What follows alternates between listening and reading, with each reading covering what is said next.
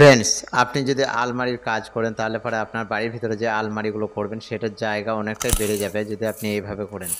এখানে যে গাঁথনিটা দেখছেন এটা 3 ইঞ্চি ইটকে ফাটিয়ে নেওয়া হয়েছে এবং 1.5 ইঞ্চি করে নিয়ে গাঁথনি করা হয়েছে। এটাতে আপনি আলমারির জায়গা পাচ্ছেন 8.5 ইঞ্চি, এবং এখানে যে আলমারিটা দেখানো হচ্ছে এই আলমারিটাতে 3 ইঞ্চি গাঁথনি করা হয়েছে, ইটটাকে কোনো ফাটানো হয়নি। এটাতে আপনি জায়গা পাচ্ছেন 7 ইঞ্চি। তো এইভাবে যদি কাজ করেন তাহলে পরে আপনি 7 ইঞ্চি জায়গা পেয়ে যাবেন। তো আপনি যদি চান যে আমার আলমারিটা আরও একটু চওড়া বেশি হোক তাহলে পরে এই যে ভিডিওটা দেখাচ্ছি এইভাবে করতে পারেন।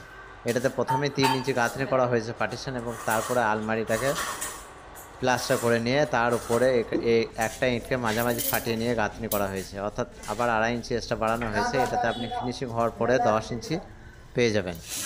তো এইভাবে যদি করেন তাহলে পরে আপনার 10 ইঞ্চি হয়ে যাচ্ছে। আর যদি আপনার আলমারি বড় থাকে তাহলে পরে আপনি ভিতর সাইডে 3 ইঞ্চি গাঁথনি করে দিতে পারেন, তাহলে পরেও আপনার 10 ইঞ্চি জায়গা আপনি পেয়ে যাবেন।